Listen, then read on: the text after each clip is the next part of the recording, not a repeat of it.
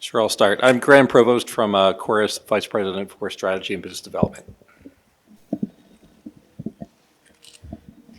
Beth Blickensderfer, Human Factors Psychologist from Embry-Riddle Aeronautical University.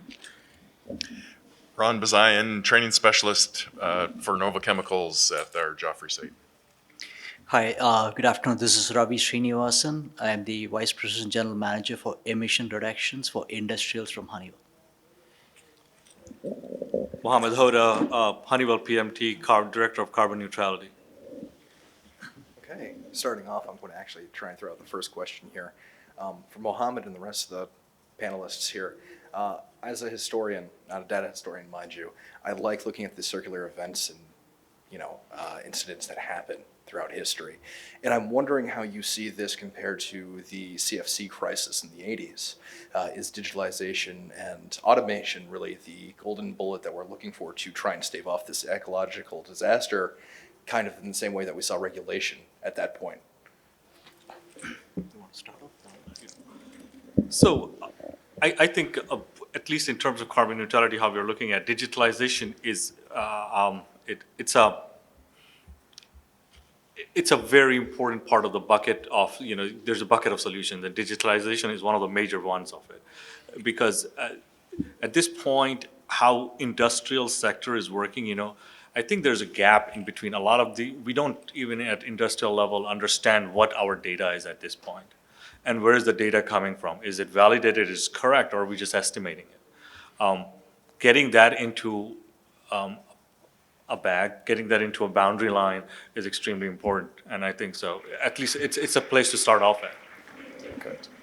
I'd like to add this on the digitalization is so critical because it's a digital backbone. End of the day, when you're looking at reducing emissions, correct? It is not a simple project. It's not something that you start off and end it in 12 months. I'm done with net zero or carbon neutrality. The reason why companies have set a next 15, 20, 25 years goal is that it's going to take a long time.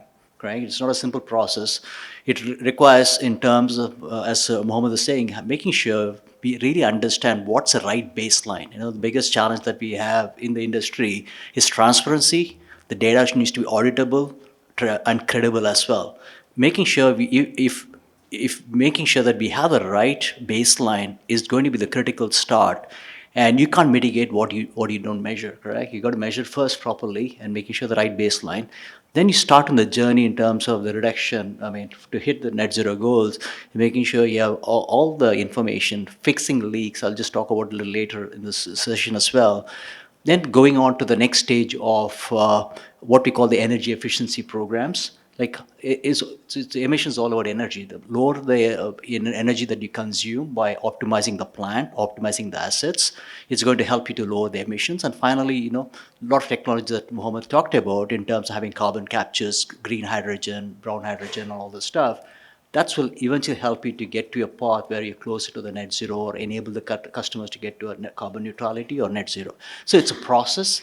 It's a 15, 20 years process, the way a lot of organizations are committed to. So it's going to take time, and you need to have a transformational pathway, and the digital transformation is going to play a very key role in this process. Okay. So while you guys were up here as well, Dr. Blickensderfer and Mr. Bijwan, I think you've made a very solid case towards humans always being in the loop with automation, which is something I think maybe other companies aren't as aware. Can you speak more towards that and about why maybe human loop is better off than just purely automated? Do you want me to start? Sure. One or the other. So, I deal with automation all the time, and I think it's a great tool, but it does have its limitations. And I think the two of them together, the humans and the automation, will make a good team and help us be successful. And I can't speak. I can't predict what will happen in 20, 30 years. I know there's lots of technologies coming up, but the way the human brain works, I think, is still very unique, and it's going to be a key to us being successful. From what I've seen from automation, it can do amazing things, but it has its challenges still. And one of the big ones that I see is the sensors. And without good sensors, an AI program isn't going to be that successful. And I think that's where the humans will keep in there, is making sure that the data or the systems are seeing what they're supposed to be seeing. Yeah, and from the human factors perspective, yeah, just as Ron said, automation can do amazing things. What we're concerned about is, in the case of this, if we're relying on the human to be able to make sense of things when things aren't sensible, so to speak, then we hope the human is still in the loop and hasn't just, isn't behind basically and not understanding what where the automation is, what it's doing, and so forth. So there's lots of obviously major benefits of automation, but there are concerns in terms of how the human's interacting with it. You have anything to add to that? Sure thing. Yeah, I think it takes a certain level of comfort as well for anybody who's operating in any facility anywhere in the world. So that, as we change our practices, as we look to optimize, as we're employing new automation technologies and also deploying new processes that are green, when we work on simulation, we deploy simulation and connect it to automation in these ways. Operations staff, engineers, they all have the time to practice and know what they expect to happen when they sit down, and then they know whether things look right or, maybe a little bit off. So, having an accurate simulation of that particular process is important for that comfort level for whether it's engineering or operations. Do we have any questions from the audience so far? Wait, just a second, sir. Oh, there's a mic. That works too. Okay.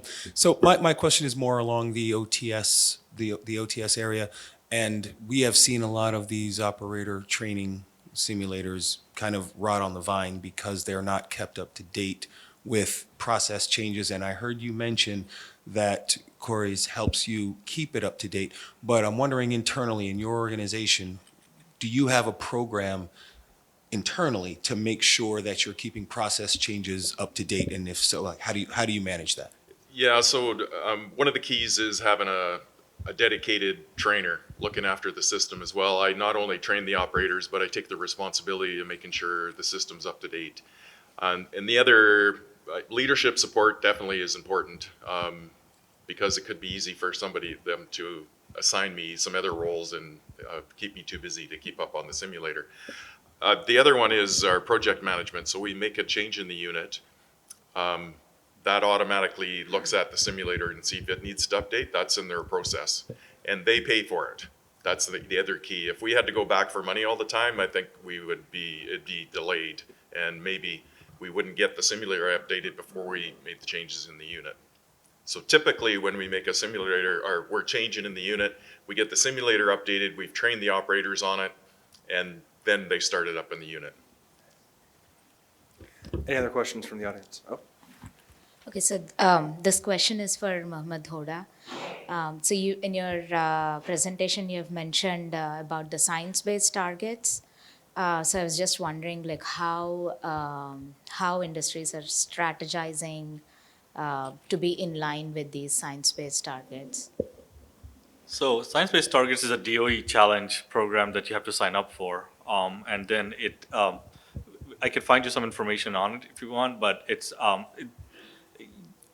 is still, I think, at this point, a voluntary target. It's not a mandatory target yet, but we do know that SEC is coming with. So when you make a claim that, hey, I'm going to go carbon neutral by 2035, shareholders are listening, so SEC is listening, right? So they're like, oh, okay, sure. And then show me how you're going to do it. That, for example, Honeywell is going to spend. They have this is public information in their ESG report that they're going to spend $50 million a year on its internal projects. So I have a budget that I can go find for all of these type of projects, right? But then I'm held to it because the industry is looking for it. So I think it's more regulatory than anything else. And then science-based targets can only be implemented properly if I have the right data sets, right? If I don't have that, then I'm kind of lost. Yeah. Thank you.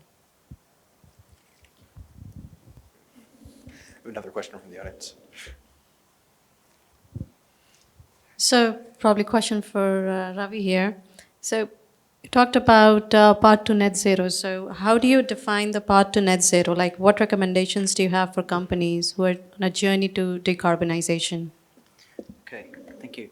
Yeah, I've been meeting a number of customers across the world actually for the last many months. And what I did find is the maturity levels of customers varies from region to region and in terms of the journey itself. There are customers who are very clear idea what they need to do over the next many years. And there are customers having a blank piece of paper asking us, hey, just help us, how do we go forward? There's a lot of technologies out there. There's no dearth of technologies, no dearth of opinions and options that's available in the market. So the way we are looking at, the path to net journey is like starting, as again, going back to the path, having the right baseline. That's the fundamental thing. The last many years, last a decade or two, a lot of the customers are presenting scope 1, scope 2, the emissions for the plant. It's based on a lot of estimation, a lot of formulas, calculations. It could be either they're under-reporting or over-reporting. That could be any way. If you want to go in this journey, just making sure we have the right measurement, that's going to be very critical. The second part, right measurement of the emissions. The second part is that we start to look at what are the low-hanging fruits in terms of starting to reduce emissions. And the most fundamental thing that we see, which is the biggest opportunity for all the customers, especially in the oil and gas sectors, is methane. It's like a big deal right now, with especially the global warming potential of methane. So in the past, the people in the industry probably would know. Even currently, we all go with the sniffers in the field looking for the methane leaks or various leaks in the plant. It takes anything between 1 month and 6 months to go back to the same spot to see what the leaks are. And as per the industry reports, between 19 and $29 billion are lost only in methane leaks alone every year. It's just a big deal. One is that methane is a feedstock. You're losing productivity or you're losing revenue, operating income. So the way we are actually come out with new technology is actually real-time measurement of methane leaks in the plant. Okay, so you can measure identify the leak, quantify it in minutes. So you don't need to wait for 1 to 6 months to go back to the plant to see where the leaks are happening. So you're able to remediate, and that's a huge deal for the company because first and foremost, you're converting that into actually profit. Second is you're reducing the emissions in a big way. So that's very important. There are various technologies that we have as a sensor swarm, identifying the leaks in the asset level, also the camera using gas cloud imaging at the site level, enabling a reconciliation for, say, OGMP 2.0 framework, for example. Third part comes in the energy efficiency to run a process more efficiently through advanced process control optimization. Better we run the process, lower the energy and lower the energy consumption. The third thing, other one on this is asset performance. Basically, lots of rotating assets in the plant, compressors, I think you talked about heaters, boilers, and all this stuff. Always we looked at in reliability from the eyes of uptime, not on the uptime or downtime. But if you run the assets more efficiently through the digital twin models within the assets, you could actually operate those assets very close to the curve, which means that you're actually consuming lesser energy. That has got direct impact to the emissions as well. Then you just move on to the next phase is actually the things around green hydrogen, correct? The carbon capture, whether it's a pre-combustion, post-combustion, and then you take it forward into the battery energy storage systems and also the Honeywell as a tech. I think the good things about Honeywell is that we have a tough customer internally for me, but also at the same time, we have EOP, which actually does a lot of licensing process technologies globally in refining other business. We have very strong knowledge and domain in the process industry itself. So we actually even, we sold a lot of licenses for SAF, Sustainable Aviation Fuel, converting the biomass and feedstocks into jet fuel. And like flights like United and all using that. So we're having lots of different technologies that we introduced and also enabled with the complete digital backbone so that we can help you and the customers to go through this journey from where you are today to help you to enable you to achieve a net zero or carbon neutrality over the next decade or two, depending upon the goals that you have set. So it's a journey, and this is something. And having said that, it's not that we can do everything. Sustainability is everything under the sun. We probably have a lot of ecosystem partners along the way. We got to work as a more like collaborative way to help in this journey. Thank you. We have time for one more question. For the alarm management, specifically part of the study that you all did, I was kind of curious in terms of the smart alarm, what approach did you take to identify one, I guess, which 5 alarms you would retain for those smart alarms? And also, how did you determine what logic, like when those smart alarms would kick in and all the other alarms would turn off? So it was actually pretty unsophisticated.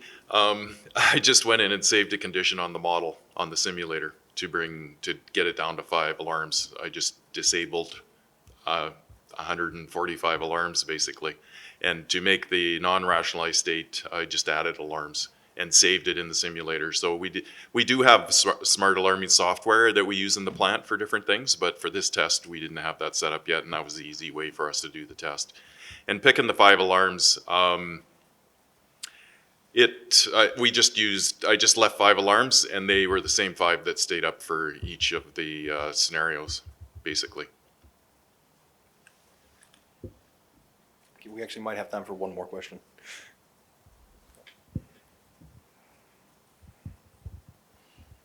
Hi, this is Vineet from Honeywell. So question to the panel. I think both from the operator, I truly believe in the operator element. We've had discussion with my colleagues in the past on energy monitoring, for example, and how the operator impact or the operator visibility and the training has an impact on you talked about the flaring, you saw the clear flaring reduction in the study.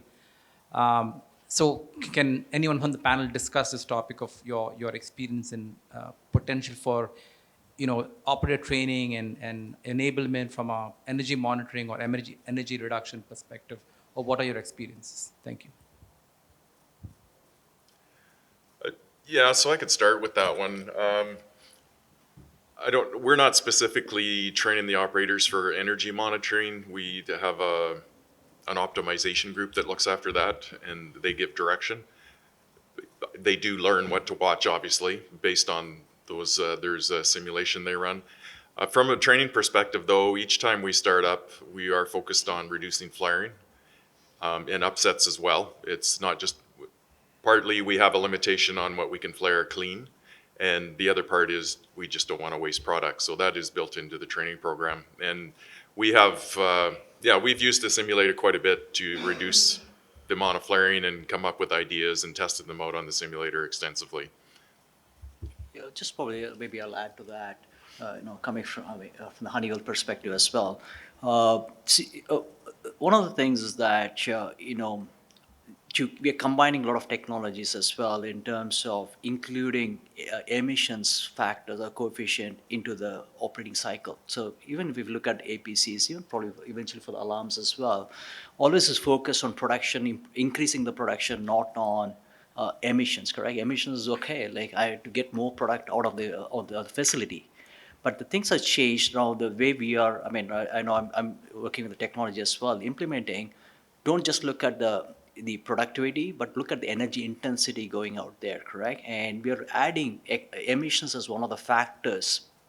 The way you used to run the plant, whether it's economic, whether you look at productivity, production or yield and all the different categories that we focused on, clicking the choice, how do you want to run the plant, correct? Now we're also having a factor for emissions to balance that out, and that actually provides a business kind of outcome. What's the economic model for the operator? Okay, this is very, very critical. How does in what mode does he or she would like to run the plant to be more effective, correct? So we're getting that factor, the element of emissions also into the system, so that the operator can make a more wiser choice what needs to be done to balance that out. The second part on the flaring and all this stuff also is easy to run the plant with more excess air because it's easy to manage, but it leads to a lot more emissions. And with these kind of simulation and with kind of I would say guidance system, they can also with the underlying technology of APCs and optimization, you can run the plant much more closer, providing what is the impact they have by having excess air, correct? If you have those kind of intelligence and alarms in front of them, it probably leads to a better control in the plant as well. I mean, it's I think that's evolving, I should say. Yeah, I'll just add one thing to that. We see that, of course, at the across the wide swath of industries that we work in, whether it's nuclear, transportation, or within any one of the process industries. So whether somebody's driving a train, operating a nuclear power plant, or working at an ethylene plant or a refinery, these things are embedded within the simulation. And so then we also build new model objects centered around electrification, sustainable aviation fuels, and have built all of those high fidelity process models. And so, when we work to build those models, we're then also training not just the operation staff, but then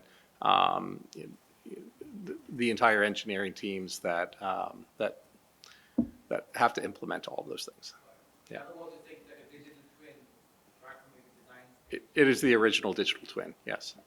Okay. I think we're just almost about out of time. So any final parting advice, ideas, comments, trends? I mean, I think covered it all, but absolutely, with all the increasing pressure, at least emissions, ESG is a big thing, and having a right plan, right strategy in place, really looking forward into what needs to be done, and having a clear blueprint, I think would help you to implement stage by stage.